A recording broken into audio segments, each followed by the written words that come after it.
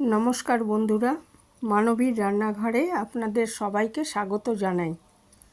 আমার আজকের রেসিপি লাউ চিংড়ি।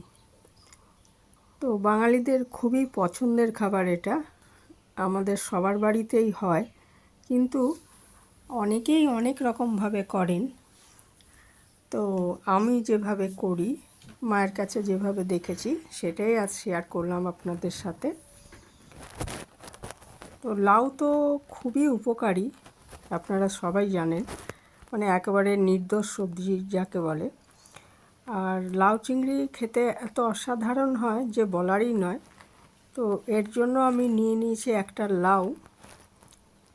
তো এই লাউটা আগে টুকরো করে ভালো করে ধুয়ে, মানে একটু বড় বড় টুকরো করে ভালো করে ধুয়ে তারপরে কুচি করে নিতে হবে।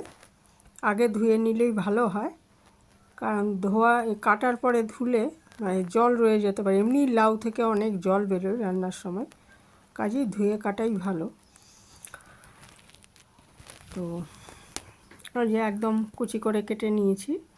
তো কাটাটা যত ভালো হবে তত ভালো লাগবে লাউয়ের ঘন্টটা খেতে। তো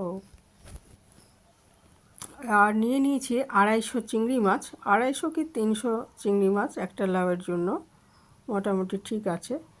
আর চিংড়িগুলো ছাড়িয়ে ভালো করে ধুয়ে নুন হলুদ মাখিয়ে রাখবো। আর এদিকে একটা মশলা করে নিচ্ছি। আমি 2 চামচ মতো জিরে গুঁড়ো নিয়েছি।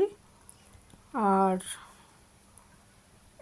আদা, আমার গুঁড়ো আদা রয়েছে, সেই গুঁড়ো পাউডার আদাটাই আমি ব্যবহার করেছি আজকে 1 চামচ মতো আদা গুঁড়ো নিয়েছি। বা টাটকা আদা নিলে 1 ইঞ্চি মতো নিয়ে বেটে নেবেন। আর একটু 1/2 চামচ মতো লাল লঙ্কার গুঁড়ো নিয়েছি।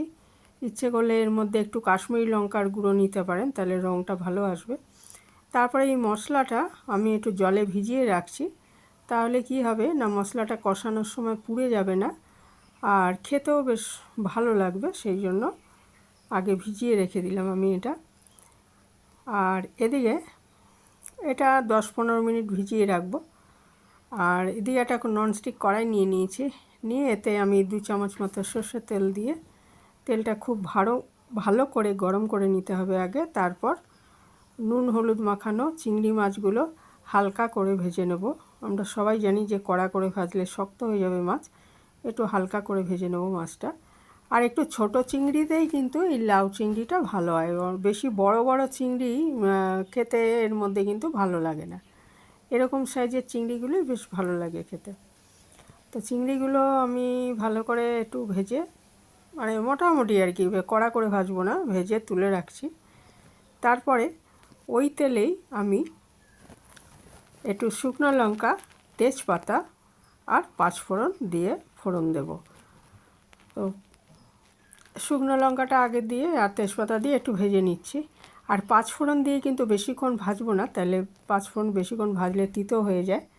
আর 5 ফোড়নের মধ্যে আমরা জানি কি কি আছে: জিরে, মৌরি, কালো জিরে, মেথি আর রাঁধুনি। তো এটা কেনা 5 ফোড়নই, নিজেরাও বাড়িতে বানিয়ে নেওয়া যায়। তো হালকা করে মানে কয়েক সেকেন্ড ভেজে নিয়ে ওর মধ্যে আমি তৈরি করে রাখা মশলাটা দিয়ে দিলাম। দিয়ে দিতে হবে পরিমাণ মতো নুন আর অল্প সামান্য একটু হলুদ দিয়ে মশলাটা আমি ভালো করে কষিয়ে নিচ্ছি।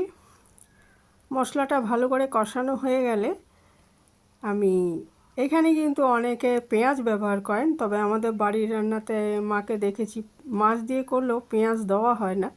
তো যেভাবে মা করতেন সেটাই করেছি আমি আজকে। তো এখানে ওই কেটে রাখা লাউগুলো আমি দিয়ে দিলাম। লাউটা আগেও ভাপ দিয়ে নেওয়া যায়, তবে ভাপ দিয়ে নিতে পারেন, তো সেই ক্ষেত্রে জলটা ফেলবেন না, কারণ ওই জলটা কিন্তু অনেক উপকারী এবং স্বাদটাও নষ্ট হয়ে যায় জলটা ফেলে দিলে। ওই জন্য আমি আর ভাপ দিলাম না, সরাসরি রান্নাটা করছি। একটু ঢেকে দেবো, এরপরে ঢেকে ঢেকে একটু রান্না করতে হবে আমার, ঢাকলে এটা জল ছেড়ে আসবে, আঁচটা একটু কমানো থাকবে এই সময়। আর জল ছেড়ে যাওয়া, প্রচুর যখন জল ছেড়ে যাবে তখন আঁচটা বাড়িয়ে দেবো। তো এই দেখুন প্রচুর জল ছেড়ে গেছে, এই সময় আমি আঁচটা একটু বাড়িয়ে দেবো। এটা উল্টো পাল্টা করে দিচ্ছি, তলারগুলো ওপরে নিয়ে আসছি, আর আবার এটা একটু ঢেকে দেবো। এরকম ঢেকে ঢেকে একটু রান্না করে নিতে হবে। আর প্রচুর জল ছেড়ে যাওয়ার পর এটা যখন খানিকটা সেদ্ধ হয়ে আসবে লাউটা, সেই সময় আমি ভাজা চিংড়ি মাছগুলো দিয়ে দেবো। আর ঢেকে আরও কয়েক মিনিট রান্না করে নিচ্ছি। নিয়ে এই সময়টা আঁচটা আমি জোরে করে দিয়েছিলাম, না হলে জল শুকাতে চাইবে না। তো এরপরে কিন্তু আমি মাছটা দেওয়ার পরে এটা মাছটা সেদ্ধ হয়ে যাবে এর মধ্যে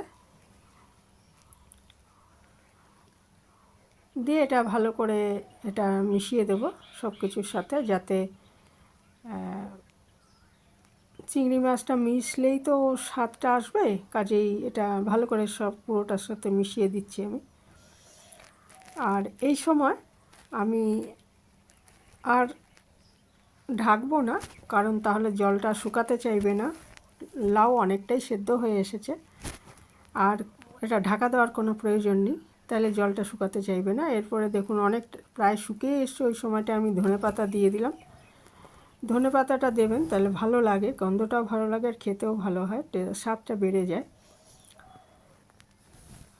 ধনেপাতাটা দিয়ে একটু নেড়ে চেড়ে দিচ্ছি।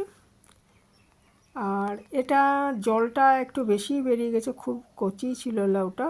তো আমি 2 চামচ মতো আটা দিয়ে দিচ্ছি, বা ময়দাও দিতে পারেন।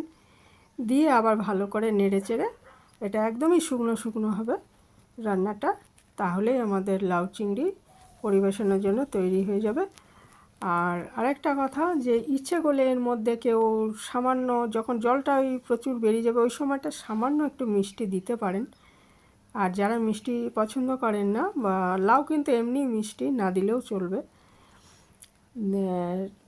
ওই সময়টা একটু মিষ্টি দিয়ে দেবেন আর কি। আর তেজপাতাটা এই সময় তুলে ফেলে দিতে পারেন, কারণ তেজপাতার আর কোনো কাজ নেই। তেজপাতার যে গন্ধটা সেটা, বা তেজপাতার যে উপকার আছে সেটা এর মধ্যে চলে গেছে অলরেডি। তৈরি হয়ে গেল অত্যন্ত সুস্বাদু লাউ চিংড়ি। আজকে এখানেই শেষ করলাম। ভালো থাকবেন সবাই। অনেক ধন্যবাদ যারা এ পর্যন্ত ছিলেন আমার সাথে।